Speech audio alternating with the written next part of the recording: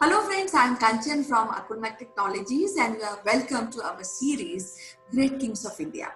We have been discussing about Harshvardhan, who is indeed a very great king. His persona, his army, his political views, they are different from contemporary kings.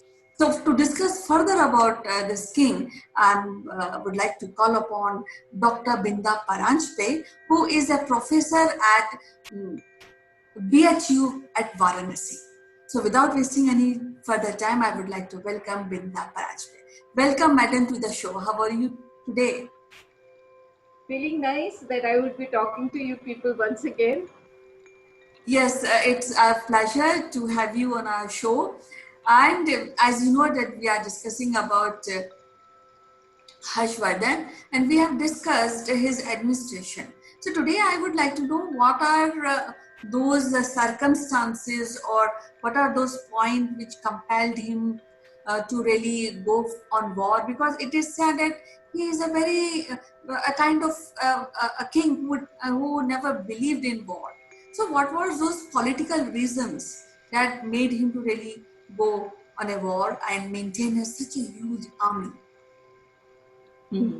It's a very good question because it really contextualizes the situation in which Harshavardhana became the king.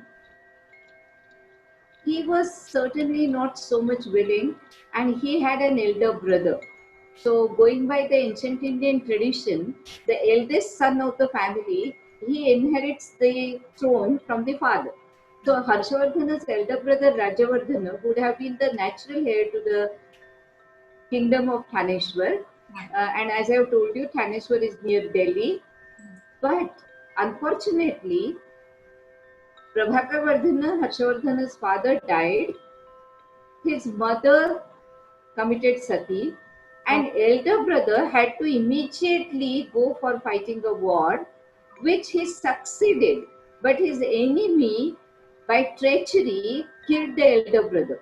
Oh, I see. Now, the situation is that Thaneshwar, which was the kingdom which Harshavardhana inherited from his father, and Kannauj, where his sister was married to Grahavarman. Grahavarman got killed in the war. So Kannauj also became a part of Harshavardhana's empire because Assembly of Kannauj requested Harshavardhana to become their king. And that's how Harshavardhana could have a huge army under his command. One very big army of the Thaneshwar kingdom and one very big army of the Kannauj kingdom. So already he had a huge army when he became the king. And second, he immediately had to take up arms because his brother was killed by treachery. So that enemy had to be taken care of. So Harshavardhana had to fight a war against Shashank, which he himself did not do. He sent his brother, cousin brother, who was also the commander of the army, Bhandi. And Bhandi went on behalf of Harshavardhana to fight against the enemy. His name was Shashanka, who was from the eastern part of India. And Harshavardhana himself left for the Vindhyan forests where his sister is supposed to have gone. Okay, okay. So I think that is a different story, and we will be discussing later. But I would like to know from you is that when he is a king who doesn't believe in war, but still he maintained a very big army. So I would like to know what kind of army is it? A professional army? What kind of ammunition or kind of equipment he used in his army? Yeah, this is very interesting that Harshavardhana had huge elephant god. Means we get a number like 60,000 elephants in his army. And in those days, because aerial attacks were not there, it Right. was the war on foot or from the animal backs. Right. Now, elephant being the highest animal, one elephant rider can give command to a whole battalion. Like he will be having a number of cavalry under him, number of infantry, and if the chariots were there, the chariots also will be under the command of the elephant rider. we do not get much reference about the chariot in Harshvardhana's army. Harsha's army mainly comprised of elephants, cavalry, and infantry. Okay. So elephants were very well trained. In fact, we get long description in Harshacharit how the elephants were trained, and to begin with, how Harshavardhana could get so many elephants in his uh, army, in his fighting force. That is because when the kings who used to ask for alliance from Harshavardhan and were willing to accept a kind of subordinate position to Harsha, they would present certain amount of elephants, at least one elephant for sure, to Harshavardhana as a mark of expressing their reverence towards Harsha. Okay. Secondly, there also used to be trained uh, professionals who would go to certain habitats of the elephants and catch elephants, bring them and train them for the army. In fact, we have got a nice description about how the elephant trainers, they used to train the elephants for fighting the wars. And we get a description that they used to make a clay elephant effigy, a huge one, cover it with elephant skin, Oh, okay. make believe elephant, and with the help of that statue like elephant, the real elephants used to be trained for the war. So a proxy war was there, and that's how the elephants were trained. So this is a good piece of information that we get from ancient Indian literature. And we also have a very good description about the horses, because as we can see that if there were 60,000 elephants, that means minimum few lakh cavalry should be there, because that always used to be in proportion of that. So these horses used to be very good breed horses that used to be acquired for the state, and horses coming from Arab nation was very important. They were very important, and there was a big horse trade in India at that point of time. So those horses used to be well built. They used to be very swift in their movements. They were very well trained to take the command of the rider. Their hooves used to be covered with the wooden covers so that they can have more swift grips. So all these descriptions we get. So far as the weaponry is concerned, we have got lot of description about the javelins, the bow and arrow, swords, spears, and some other descriptions are also there. But what exactly those war weapons were there, we are not very sure. But something like at a time, many rock pebbles could be shot or something like that. So it was some kind of a device where multiple shooting was possible at a time. Multiple arrows could be shot, multiple Catapult kind. small pebbles could be shot Yeah, catapult at kind. one time. Yeah. So, Yes. when we are discussing about Harshvardhan, and I come to know that he is a king who didn't believe in war. But I also want to know what were the major war really he fought during his time. Yeah, this is very interesting that he did not actually fight many wars. Many of the kings, they gave their alliance to Harshavardhana on their own, because they could really see that he is such a mighty ruler. He has got such a huge army. So on the western side, it was the kingdom of Vallabhi, and then towards the present Pakistan region, Peshawar, then Kashmir, Jammu region, Nepal, Assam, then some of these central Indian states all came under his control, and he did actually have to fight many wars. With the king of Assam, uh, it is a very nice description we get that how the king sent to Harshavardhan a lot of gifts, and uh, the ambassador who had come, who was so much full of praise for Harshavardhana, and said that my king wants an alliance with you. So this is how we can see that many kings must have become his friends, become his allies. The major war that we come to know about is with Shashanka, as I said, that to avenge the death of his brother, but which Harshvardhan himself did not fight, but his army fought. And we do not know exactly whether Shashank got killed in the war or not because we don't have any such evidence. But lot of wealth was certainly captured, and that was all brought to Harshavardhan. So in a way, that war was success on the side of Harshavardhana for sure, though not completely extinguishing the army. Same was the case with the Hunas.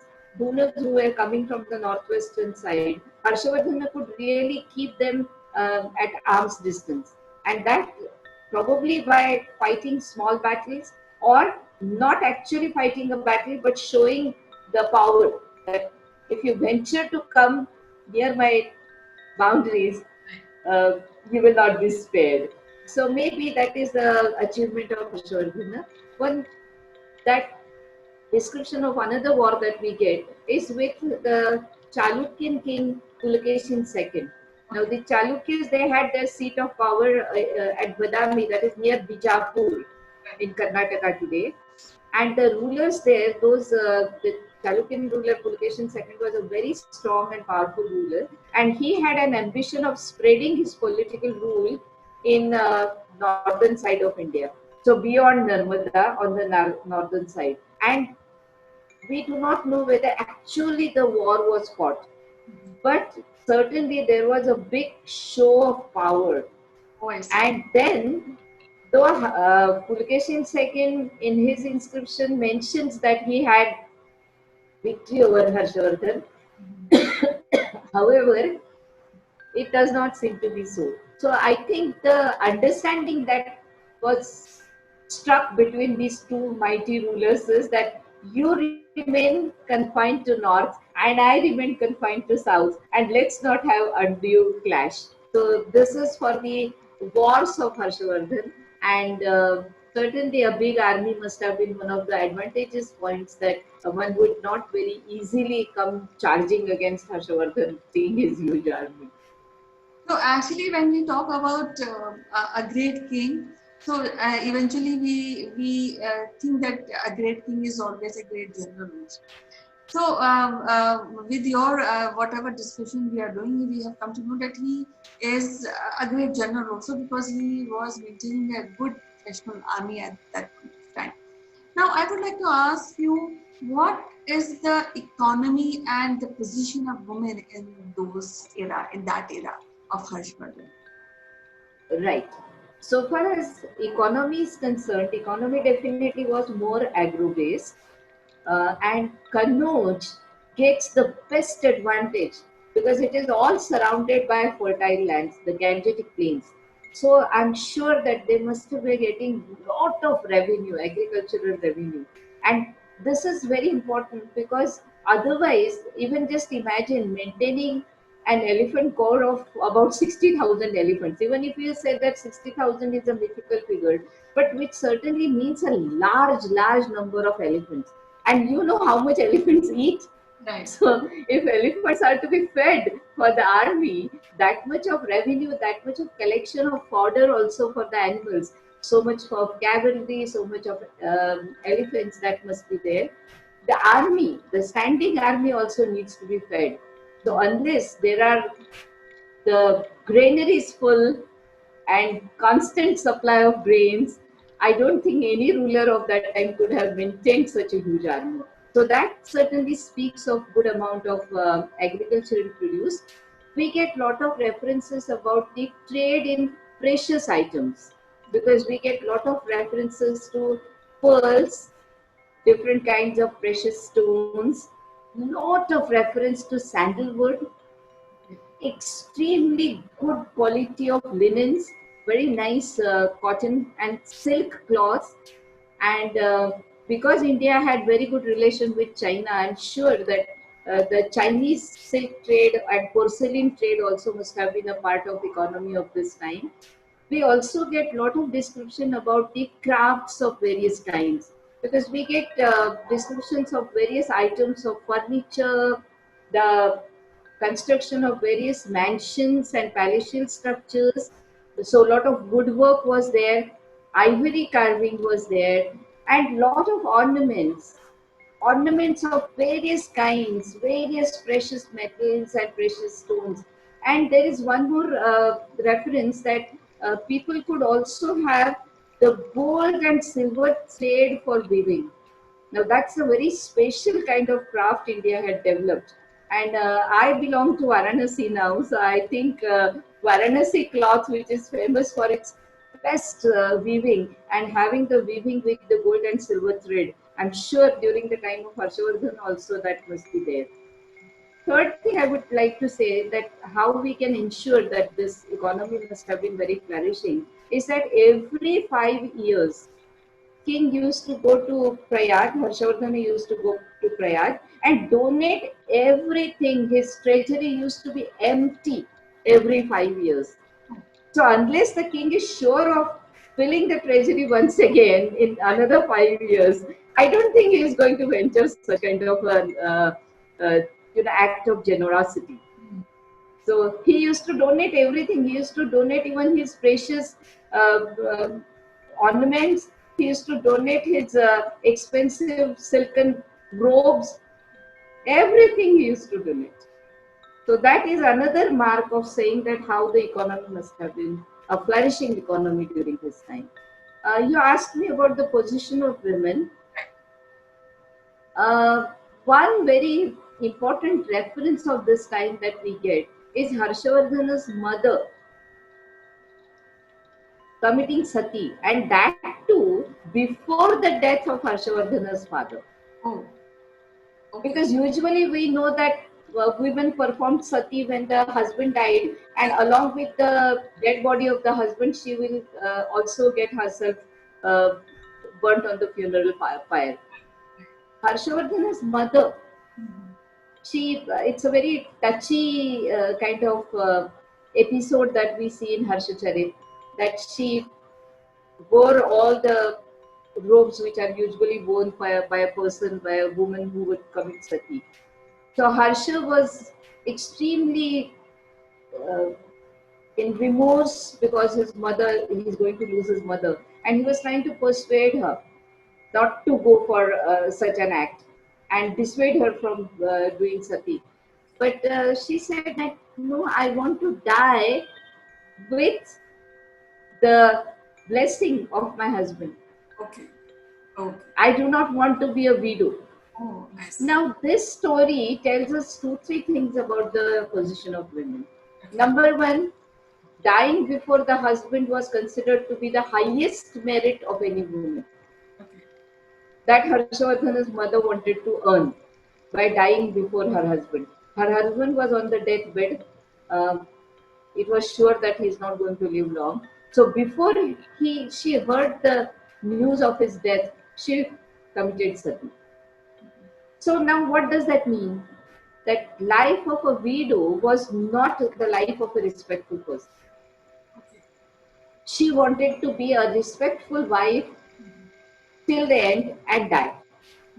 However, we cannot generalize this with the help of Harshavardhan's mother, because we have got another example from the same family of Harshavardhan's sister.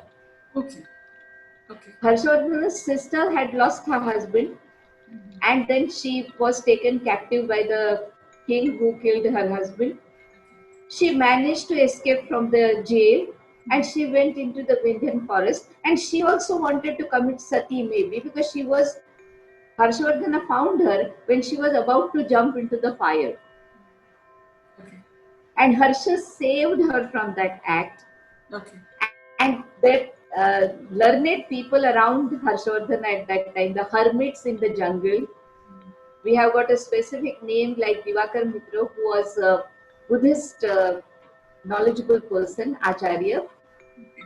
He gave her a lot of advice about the true meaning of life. He told her that ending life like this, jumping into the fire, is not the noble act. Okay. You live a life of an ascetic. Right. And then she wanted to take the saffron robe, and she wanted to live in the hermitage itself. But Harshavardhana wanted her to be by his side because he had lost everybody else in the family. Father was not there, mother was not there, brother was not there. So sister was the only sibling connection that he had.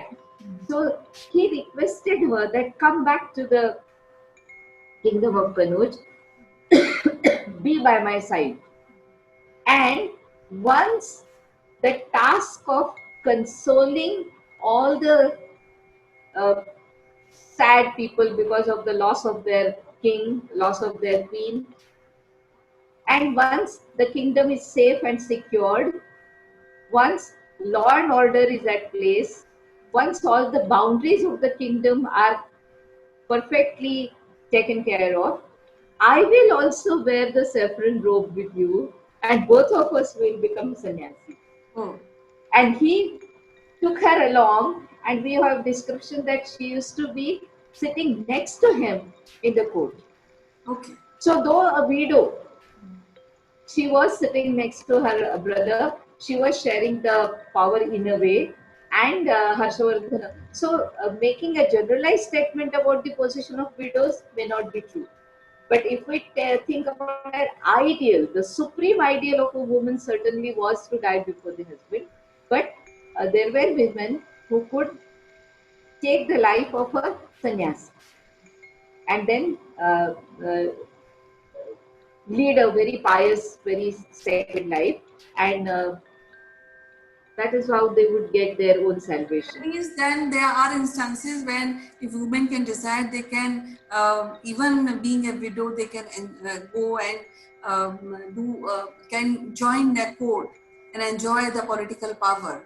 So when head of the state can do, I think that also impacts the common people, and there must be any instances where women will be in charge of a much higher responsibility at that point of time.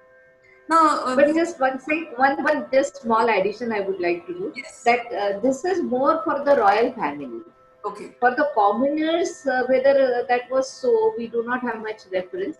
And there was another class of women who were not really so respected in the society.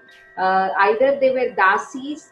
Dasis means the uh, female servants, but they were very lowly in position. They didn't have any rights, and very often they could be even serving the men to whom they are dasis in all, even the in the sense of being physical partners to them.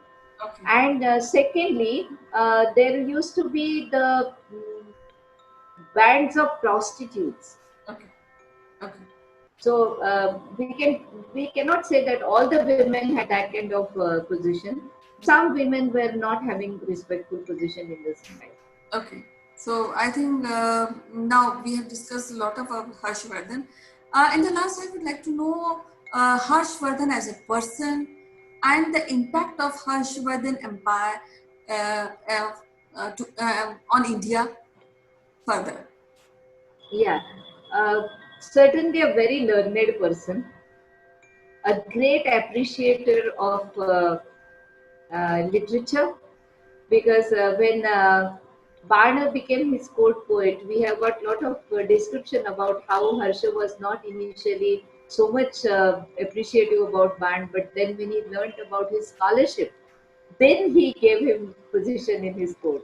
So, and then we have also seen that he has written dramas and all that. Secondly, he was a person of very high values, because you can see that how, uh, though his duties as an emperor were supreme, and he used to work for his state day and night, sometimes forgetting about his meals, or even forgetting about his sleep. He Right. used to be at the service of his people day and night. But in addition to that, he was a great family person. That is what I feel. His love for his mother, his love for his brother, his love for his sister. I mean, imagine such a great monarch having almost by then already half of India under his control, himself goes on foot and tries to locate and find out his sister. Right. And we have got description that when he finds his sister, both brother and sister, like we can imagine happening between any siblings, Right. they just like hug each other and they cry and cry profusely. Right. And then the sister says that she's expressing all her sorrow of losing father, mother, husband, and then that brother is such a great solace for her. So we can see that a person so much sensitive, so much compassionate, and compassion is certainly one of the supreme values that he adhered to, that we have seen in Naganinda also. Then his respect for Buddhism and his, in a way, we can call it as eclectic spirit. Like he was himself a Shaivite, maybe, but he followed Buddhist principles, Buddhist ideals. He respected a Buddhist scholar in his court. He gave lavish donation to the monastery, Buddhist monastery and the learning center at Nalanda. So we can say that he was a person of great value. Unfortunately, his legacy, we cannot see much immediately after him, because uh, after his death, his commander in chief took the throne, and he was not a person of such great value.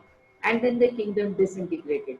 But when you look back into the history, look back for inspiration from history, look back for some persons who would tell us what India stood for in ancient times, Harshavardhan certainly figures out as one of the prominent figures of ancient. Yes, and we have discussed about Harshvardhan, and to conclude, I just want to add one point. I think Harshvardhan is a man of virtues, a lovely king, a man who can reach out to his subject, and he can talk to one to one to his subject. And he's a person who's a good general. He's maintained a good army, and I'm sure that the good qualities must have impacted to the subject that still maybe have some impression on our civilization and will be remain for a long time to come. So it was lovely talking to you, Vindaji, and we'll meet again to discuss the more great kings of India. So till then, bye bye, take care, see you. Namaste. Namaste.